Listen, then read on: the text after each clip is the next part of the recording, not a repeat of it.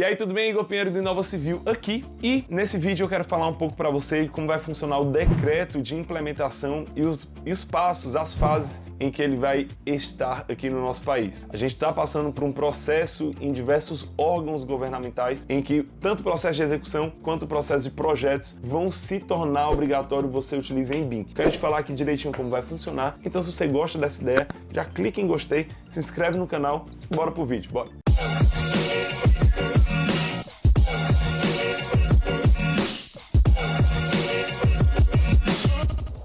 Antes de começar a falar sobre a obrigatoriedade BIM, vamos relembrar aqui conceitualmente o que é BIM, porque muitas pessoas acabam entendendo errado ou então tendo deturpação aí de conceitos. BIM é uma metodologia, BIM não é um software. Existem softwares BIM, em que vai fazer que a metodologia aconteça. E essa metodologia, como o nome diz, a sigla, vem de Building Information Modeling. Você vai modelar informações da construção. Então o BIM tem como objetivo fazer esse conjunto de processos, essa metodologia, para que você tenha um orçamento, um planejamento exato baseado no modelo 3D. Uma execução da obra antes no computador e depois lá dentro da execução da vida real do canteiro de obras. E até o pessoal brinca que é o metaverso da construção civil, mas é para você entender um pouco que você vai criar um gêmeo digital, uma espécie de cópia do seu projeto no computador para definir as incompatibilidades, entender realmente qual vai ser o orçamento quantitativo, planejamento, cronograma, integração de todas essas informações. Então, para você não chegar na obra e ter várias surpresas, você utiliza o BIM. Igor, e o BIM vai ser obrigatório realizar projetos e execução aqui no Brasil? Quero te falar do decreto número 10.306 do dia 2 de abril de 2020, que é o processo de implementação que vai acontecer de forma gradual aqui no nosso país, dividido em 3 fases. E a obrigatoriedade se aplica à execução direta ou indireta de obras e serviços de engenharia realizados direto ou indiretamente pelos órgãos e entidades de administração pública federal. Ou seja, se você atua com licitações de obras e serviços de engenharia financiados por um órgão governamental, provavelmente está com dias contados utilizar CAD. Mas, Igor, como vai ser cada fase? Então, são divididas em 3 fases e a primeira fase já está em vigor desde janeiro de 2021. É uma fase que exige a aplicação de BIM em todos os projetos de arquitetura e engenharia destinados a realizar novas construções ou ampliar e reformar as obras já existentes. Além disso, também passou a ser exigido o BIM para a detecção de interferências na extração de quantitativos e na geração de documentos gráficos a partir desses modelos. Aí, Igor, eu sou de um órgão governamental e ainda não iniciou. Lembrando que isso daqui é um geral, ou seja, existem órgãos que vão se comportar de formas diferentes. Então, dá uma conferida no seu específico,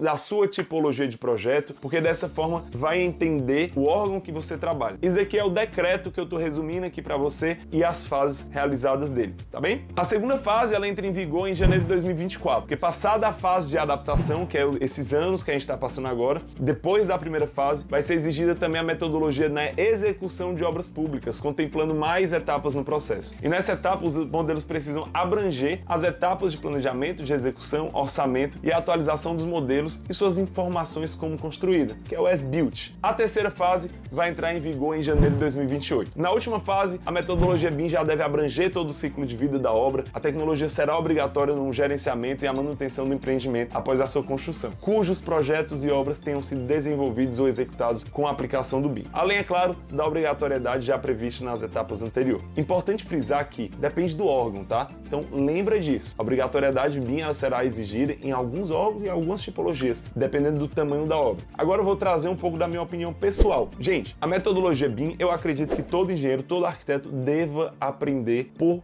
si mesmo, no sentido de, independentemente de quem está obrigando a realizar, aumentar a produtividade, diminuir a interferência. Sendo que eu sou um pouco reticente a essa implementação BIM a nível nacional, visto que a gente não consegue realizar um projeto simples. Muitas vezes a gente, no setor público, a gente visualiza cada erro grosseiro de projeto em que é resolvido na execução e o BIM é um afinamento do planejamento para redução de custos. E aí a gente vai entrar em outros pensamentos. Será que determinados governantes vão querer realmente ter uma transparência exata dos custos? Será que vai ser utilizado o BIM em sua totalidade? Existem outros questionamentos que a gente vai poder conectar em relação a isso. Eu acredito que o decreto é um grande passo, mas eu não acredito que ele vai ser rigorosamente seguido da forma como está o decreto. Alguns órgãos vão sair na frente, outros vão estar mais atrasados e é isso que a gente tem aqui no Brasil. Quando a gente visualiza fora do Brasil, vai para a Espanha, Alemanha, China, Estados Unidos, a gente já visualiza o BIM como uma obrigatoriedade em tudo. Então não entende-se mais, muitas vezes, você realizar um projeto em CAD porque você não vai conseguir realizar as extinções de incompatibilidades. Então, o meu pensamento é esse, que independentemente de órgãos de obrigatoriedade, eu acredito que o BIM vai funcionar no mercado da construção civil, seja para pequeno projeto, para grande projeto, para médio projeto, pequeno escritório, grande escritório, porque a implementação ela é mais barata ou mais cara, dependendo do nível de BIM que você quer chegar. Sendo que não vamos ser utópico e pensar que do nada o Brasil vai virar uma potência mundial da construção civil, realizando belos planejamentos em BIM. Não vai. Infelizmente, a gente vive num país que não tem essa assertividade toda com tecnologia e até mesmo fazer projeto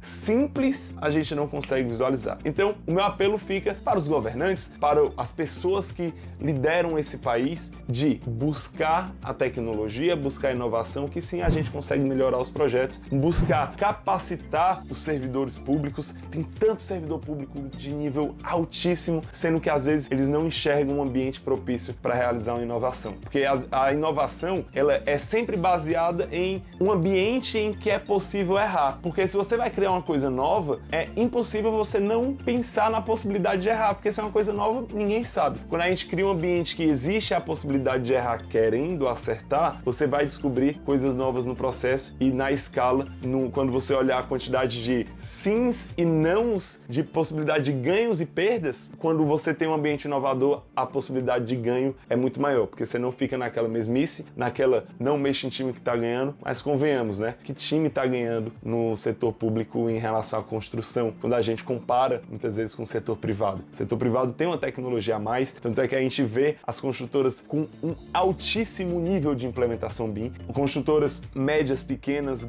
grandes construtoras que estão com essa implementação muito bacana, porque é diferente aqui no nosso país. Mas fica aqui nossa utopia, fica aqui nosso pensamento que em breve teremos um BIM, nem que seja um pouco aplicado aí no nosso setor público, porque eu já vi diversos órgãos que estão em nível muito avançado. Tomara que isso crie com totalidade, tá bem? Então é isso. Se você gostou do vídeo, um pouco de desabafo também, clique em gostei e se inscreve no canal para mais vídeos como esse, tá bem?